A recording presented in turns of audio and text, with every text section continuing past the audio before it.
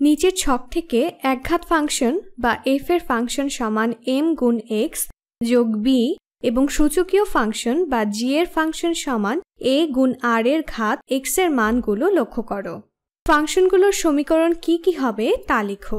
এখানে দেয়া আছে x এর বিভিন্ন মানের জন্য f এর ফাংশনের মান এবং g এর ফাংশনের মান। আমাদের কাজ হলো প্রত্যেক ফাংশনের জন্য সমীকরণ কি হবে তা বের করা এবং তা এখানে লেখা। প্রথমে আমি সমস্যাটি আমার স্ক্র্যাচ প্যাডে কপি করে নিলাম।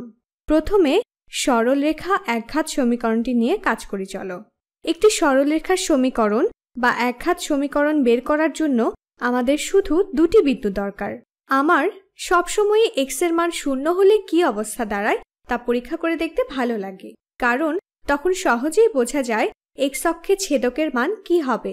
আমরা বলতে পারি f এর ফাংশনে x এর বদলে 0 বসালে এখানে হবে m গুণ 0 যোগ b, বা বলা যায় শুধু b, এবং এখানে বলা আছে f এর ফাংশনের মান 0 সমান সমান 5, তাহলে b সমান 5।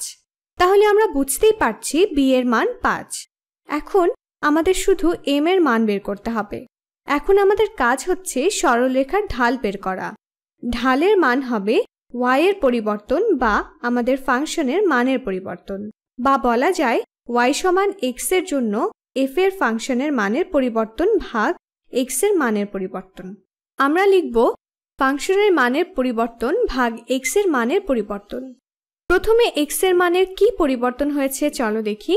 যখন x এর মান 0 থেকে 1 এ যায়, তাহলে মানে শুরু হয়েছিল 0 থেকে এবং ফাংশনের মান শেষ হয় 7 এ এবং শুরু হয়েছিল 5 এ।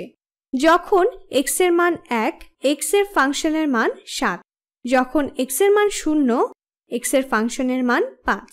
ফাংশনের মানের পরিবর্তন হচ্ছে 2, x এর মানের পরিবর্তন হলো 1, তাহলে m এর মান হলো 2। দেখতেই পাচ্ছ যখন x এর মান 1 বাড়ে তখন ফাংশনের মান বাড়ে 2। এখন তাহলে আমরা x এর এই ফাংশনের সমীকরণ কি হবে বলতে পারবো।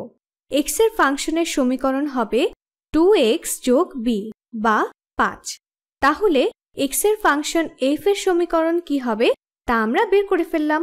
এখন x এর ফাংশন g এর সমীকরণ কি হবে তা আমাদের বের করতে হবে। x এর ফাংশন g একটি সূচকীয় ফাংশন। এখানে আমাদের দুটি জিনিস বের করতে হবে, a এবং r এর মান কত তা বের করতে হবে। চলো আবার লিখে নিই। x এর ফাংশন g সমান a গুণ r এর ঘাত x। যদি আমরা x সমান 0 এর জন্য এই ফাংশনের মান বের করতে পারি তাহলে আমাদের বেশ সুবিধা হবে, কারণ r এর উপর ঘাত 0 হলে r এর মান যাই হোক না কেন আমরা ধরে নিচ্ছি r এর মান 0 নয়। অনেকে বলবে এখানে 0 এর ঘাত 0 হবে, কিন্তু যদি r এর মান 0 না হয় তাহলে r এর ঘাত 0 হলে মান হবে 1, তাহলে থাকছে শুধু a। চলো এটি লিখে নেই। g এর ফাংশনে x এর বদলে 0 হলে মান হবে শুধু a, এবং এখানে বলা আছে g এর ফাংশনে x এর বদলে 0 হলে মান হবে 3, তাহলে আমরা বলতে পারছি a এর মান 3। এতক্ষণ পর্যন্ত প্রাপ্ত মান অনুসারে আমরা এই ফাংশনের সমীকরণ হিসেবে লিখতে পারি 3 গুণ r এর ঘাত x। এখন আমরা ফাংশনের অন্যান্য মানগুলো ব্যবহার করে r এর মান বের করব। যেমন এখানে বলা আছে x এর বদলে ফাংশনে 1 বসালে মান পাওয়া যাবে 2। চলো লিখে নেই 1 এর ফাংশন g। এজন্য এখানে আমরা লিখব 3 গুণ r এর ঘাত 1 বা শুধু 3। ঠিকমতো লিখে নিই। তাহলে হবে 3 গুণ r এর ঘাত 1, বা লেখা যায় 3 গুণ r। এখানে বলে দেওয়া আছে ফাংশনের এই মান হলো 2 এর সমান, তাহলে আমরা লিখতে পারি 3 গুণ r সমান 2, বা r সমান 2/3, উভয় পক্ষকে 3 দিয়ে ভাগ করে। তাহলে r সমান 2/3 হয়ে গেছে। x এর ফাংশন g সমান সমান 3 গুণ 2/3। এইভাবে না লিখে অন্যভাবে লিখি, 3 গুণ 2/3 এর ঘাত x। তুমি এভাবেও লিখতে পারো যেভাবে তোমার ভালো লাগে।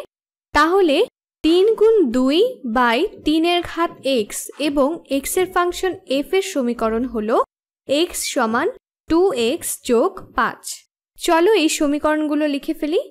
x এর ফাংশন f এর সমীকরণ হলো x সমান 2x যোগ 5। আমরা ফলাফল ঠিক আছে কিনা পরীক্ষা করে দেখতে পারি। x এর ফাংশন g এর সমীকরণ হলো 3 গুণ 2 বাই 3 এর ঘাত x। চলো দেখিনি উত্তর ঠিক আছে কিনা। আমার প্রায় এসব বিষয়ে ভুল হয়। ঠিকই লিখেছি মনে হয়।